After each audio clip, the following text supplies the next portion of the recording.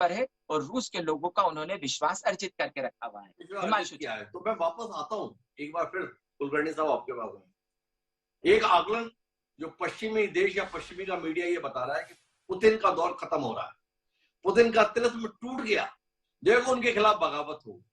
और एक दूसरा आकलन ये भी तो है कुलकर्णी साहब कि बिना खून की एक बूंद गिराए इस बगावत को खत्म कर दिया पुतिन ने। जो येवगेनी मास्को पर चढ़ाई की बात कर रहे थे, वो मास्को तो दूर की बात है, रूस छोड़ देने के लिए भी तैयार हो गए। क्या कहते हैं आप? क्या वाकई पुतिन ने एक बार फिर अपनी पकड़ सत्ता पर, देश पर, देश की जनता पर, व्यवस्था पर जाहिर की? क्या कहेंगे आप? हिमांशु जी, सबसे बड़ी बात जो पुतिन है कि पकड़ देश के ऊपर बहुत मजबूत है, इस पे किसी को शक नहीं होना चाहिए। वो डिवाइड एंड रूल के तरीके से काम करते हैं। उन्हें जो भी सेंट्रलिटी, मतलब कोई भी हो, चाहे वो पॉलिटिकल डिसीजन हो, मिलिट्री का हो, डिप्लोमेटिक हो, आखिर डिसीजन आएगा पुतिन के पास और पुतिन ही उसका निर्णय लेंगे, ये मालूम था। यही कारण था कि 1990 के बाद और जब 97 में और जब बोरिस येल्त्सिन को चार्ज दिया गया और जिस प्रकार से गोर्बाचोव को बताया गया, बोरिस येल्त्सिन ने जाते वक्त जब चेचेनिया का प्रॉब्लम था वही पुतिन को दिया, बोला इसको आप ही सॉल्व कर सकते हो। क्या लगता है आपको क्या उम्र थी पुतिन की उस वक्त? 40, जस्ट 40 प्लस की वो। और उस उम्र में बोरिस येल्त्सिन जैसा जो नेता है उसने यकीन किया कि पुतिन ही ऐसा है जो एक तेजी भी है जो इस देश को संभाल सकता है।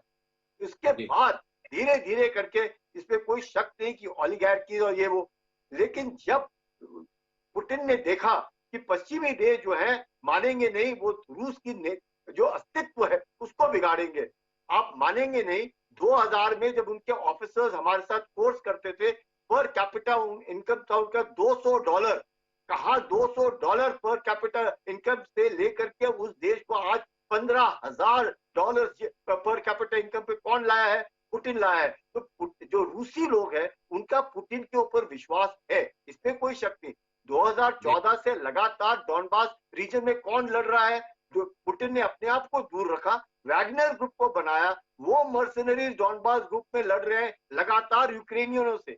पूरा डॉनबास में अगर दबदबा है 2014 से लेकर के आज तक, कि उसकी पूरी ये क्रेडिट किसको जाता है? वैगनर ग्रुप को जाता है। वैगनर ग्रुप वहां पे लड़ रहा था, तो यूक्रेनियंस को मालूम है कि वैगनर ग्रुप क्या है, वैगनर ग्रुप को मालूम है कि यूक्रेनियंस की स्ट्रेंथ क्या है। उसके बावजूद भी जिस प्रकार से, जरूर मुझे कोई शक नहीं कि आज पश्चिमी देश जरूर एक तरीके से सेलिब्रेट कर रहे होंगे कि रूस के अंदर एक बगावत के कारण जो दरार पड़ी है, उस दरार को पूरा करने के लिए पुतिन के पास भी अब कोई चारा नहीं होगा, वो और सख्ताई से पेश आएंगे। लेकिन जिस प्रकार से बचा हुआ वैगनर ग्रुप है जो रूसी इस पे आएगा भी, मिलिट्री में शामिल हो जाएगा, इसके बाद मुझे लगता है अब जो काउंटर ऑफेंसिव करेगा रूस यूक्रेनियंस के ऊपर और यानी कि पूरे पश्चिमी देशों के ऊपर, अब बहुत हावी पड़ेगा पुतिन। या अब ये होते डू और डाई वाली स्थिति आ गई है पुतिन की। पुतिन अब छोड़ेगा नहीं और वो इस तरीके से अब यूक्रेन को, मुझे लगता है जो नाइपर रिवर है, वेस्ट यूक्रेन और ईस्ट यूक्रेन रहकर रहेगा और ये लड़ाई इसी साल खत्म होने की कोशिश पे पुतिन भी चाहेंगे कि किसी प्रकार से इस साल ये लड़ाई खत्म हो जाए।